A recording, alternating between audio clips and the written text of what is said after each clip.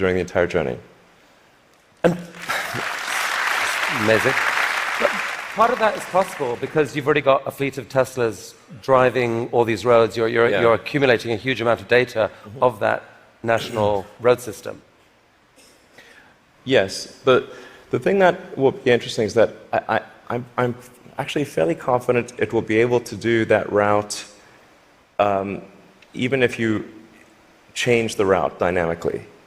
So, like it's fairly easy.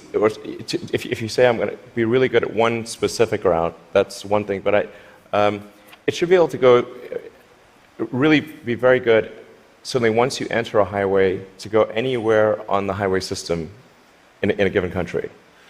So it's not sort of limited to LA, New York. We could change it and make it Seattle, Florida, that day, or in real time. So you were going from LA to New York, now go from LA to Toronto. So leaving aside regulation for a second, in terms of the technology alone, the time when someone will be able to buy one of your cars and literally just take their hands off the wheel and go to sleep and wake up and find that they've arrived, how far away is that to do that safely? I think that's about 2 years.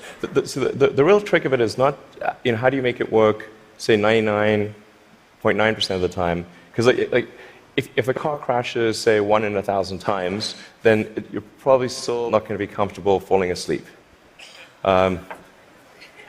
That's, you shouldn't be, certainly. But by the same time, it's never going to be perfect. No system is going to be perfect. But if you say it's perhaps, the car is unlikely to crash in 100 lifetimes or 1,000 lifetimes, then people are like, okay, wow, if I would live 1,000 lives, I would still most likely never experience a crash, then that's probably okay. To sleep.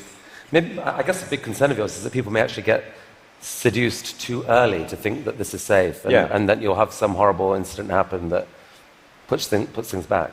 Well, I think that the autonomy system is likely to at least mitigate the crash, except in rare circumstances. The thing to appreciate about vehicle safety is this is probabilistic. Right. So that there's some chance that any time the human driver gets in the car that they will have an accident. That is their fault.